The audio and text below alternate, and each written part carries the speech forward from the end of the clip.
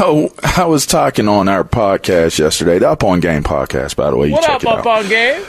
Me and TJ was talking about how Caleb Williams jumped into the stands and hugged his mom and was weeping in the stands with his mom, and his mom covered his face up with her sign or whatever it is she had in her hand. And I said I didn't like it.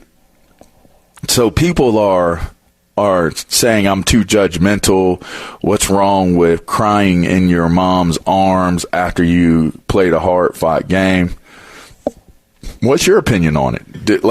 What was your opinion when you saw Caleb jump into the stands and was weeping and sobbing with his mom?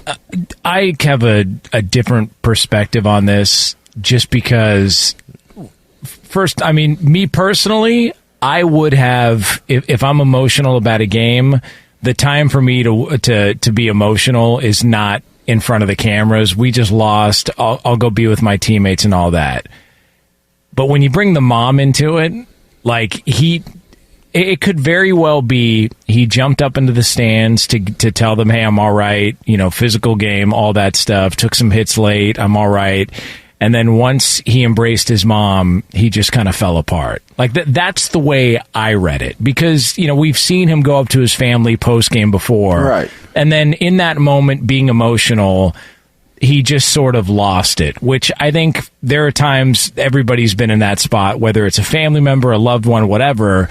And then how I feel about my mom. If I saw my mom after the show today and I hugged her, I probably would do the same thing. So that's my perspective on it. I don't know. I don't think that it was intended to be, let me make sure the cameras are on me. I'm going to jump into my mom's arms so that they can see me crying. And it's not that he doesn't like the attention. He clearly does. The guy paints his fingernails. He does all the other things. He sits on the sidelines. And Petros has talked about this before. He clearly knows his brand, and he likes the attention that his brand gets. I think in that moment, he got caught up in the emotional game, and he turned into a son instead of a football player and a future or current multimillionaire, and that's why it got the best of him in that moment. That's the way I took it. And that's a fair take. I had a different take on it, and here's what I'd say. Outside of his mother being ill or something going on personally beyond our know, I would totally apologize for my take on it. But if it's just purely based off of losing the game and you leap into the stands and you're basically in a fetal position waiting to be, fed a bottle and a bedtime story, I think there's a time and a place for everything. But at the point of becoming like a man, and you learn a lot of lessons when you're playing football. And I know this probably won't be a popular opinion, but I don't really care because I'm a military kid, and coming from my background, which in the military, that is male and female, you are taught to handle things a certain way. And football embraces a lot of the characteristics that would go into what the military preach and what they do and how they breed and how they grow and develop young men. And now I'll say, I guess I can't say young women, but they do have football for girls now. But I just say, historically speaking, the game of football is really, really geared towards teaching you discipline. It's geared towards teaching you a lot of different life lessons that really are connected to how you cope with things, how you persevere through things. And is crying a part of the game of football? It absolutely is. And in fact, there was a kid that plays for Washington, and his father passed away. And he was doing the interview, and he had a pretty good game, made some plays, and he was crying while he was doing the interview. I don't think anyone would have any type of opinion hard opinion, any judgment of the young man during the interview, and, broke down and started crying because he had lost his father, and he said his father would have wanted to see him play, and he knows he's probably somewhere and he's happy for him and he's smiling down on him. Like, I don't think there's any issue with that. My issue with Caleb doing what he did was it just seemed soft. It just seemed like for all the great moments that you have created and all the things that you've done, like you win with pride, you win with integrity.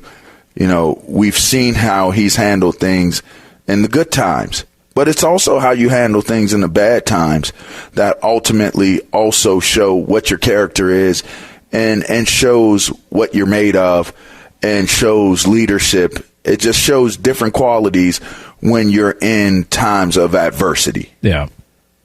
And so for me, it just it hit me the wrong way. And I made fun of it. I poked fun of it when I was talking about it. I said he was like in need of some Similac or something like that. He was trying to revisit his toddler years, being 5 months old or whatever. It just looked like he was in a fetal position while he was on the wall, and all it took was his mom putting her arm under his legs, and she's like literally holding her child like a baby.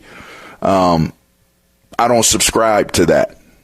And that's not something I subscribe to. Now it's all based off of personal opinion. Like, I'm not saying somebody's right or I'm not saying somebody's wrong. I'm just saying that's not what I subscribe to. So that's why I was curious, because I was looking at some of the responses on my social, which you can find me at King of the Mammals. That's King of the Mammals. What up, King of the Mammals?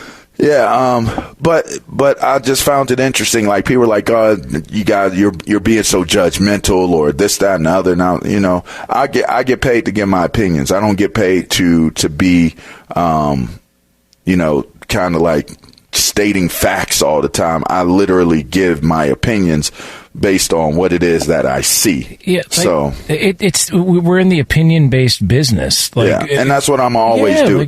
I'm always have an opinion, and it might not be a popular opinion, but I think there's something to be said about how low our numbers are with basic training, how low the numbers are that young men and women can make it out of basic training. Like, the numbers are staggering. The obesity in our country is staggering. The amounts of change that are taking place in our country as it applies to some things that to me are just not commendable or something that I support is staggering.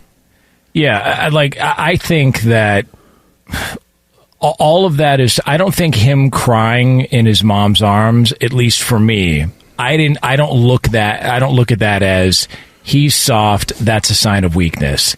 The guy plays college football at the highest level, and he plays on a team to where he's all they've got. He's taken a pounding at certain times this year, so I don't look at him and I go, that's soft. My perspective just was, all right, he jumped up into his mom's arms probably to say, hey, I'm okay, I'll see you guys after the game. She may have said something, and that was the moment he just fell apart. I think that's a good approach to it. And it's also, your approach is fair too. It's how we're basically on the outside of an interrogation room trying to figure out what's going on. That's what all of this is. And we don't know the back and forth, but all we've got to go by is who the player is. And if we're going to be fair about this, and if people are going to be critical of your comments, again, why do you paint your nails and write messages on your fingernails when you're playing Notre Dame last year?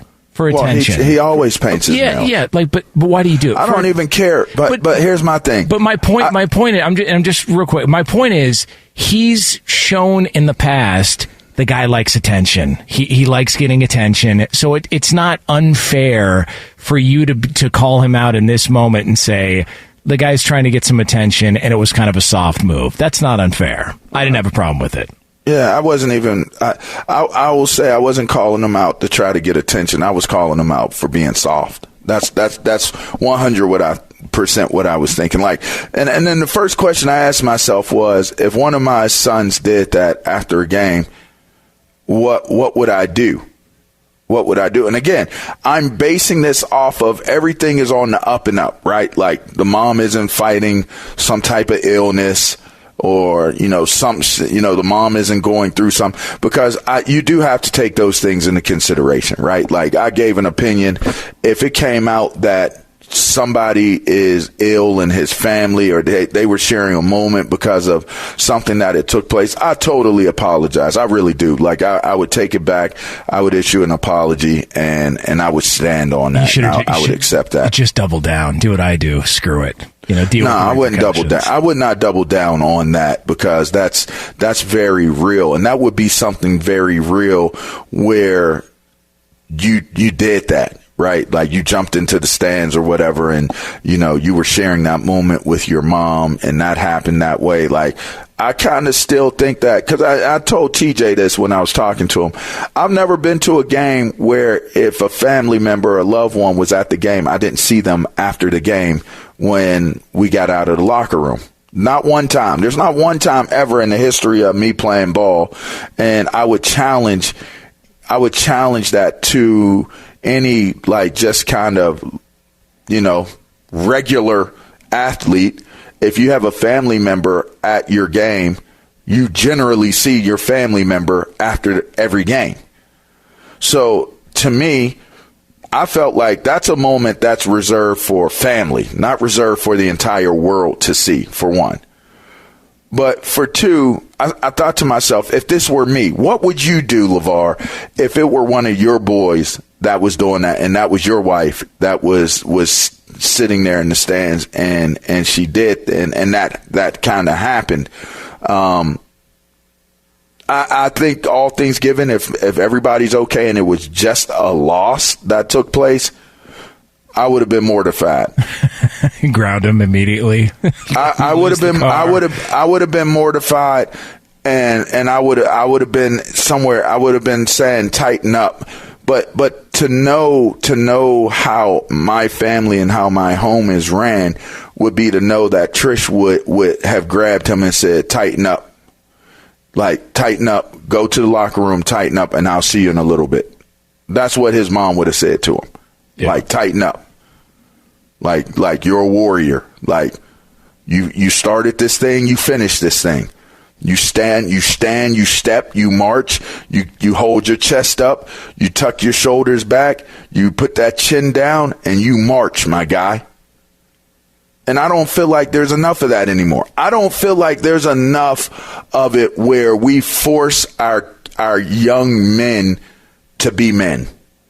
I don't feel like there's enough of that anymore. And I feel like a lot of the things that are developing and a lot of the things that are taking place in our society and our culture is because we got a bunch of soft-ass people walking around and moving around. Again, I know this probably isn't a popular take, but I'm just telling you, Jonas, when I apologize. I apologize if I'm off on what the circumstances were on him jumping into the stands, but I'm not doing no LaVar leap into the stands to hug my mom and have her cover my face, and then I start weeping and sobbing. Like, to me, that's soft as hell. Now, that's soft. My mom would have probably pushed me back down onto the field. Mom. Did you hear what Whitlock called it? He called it the Lambo weep.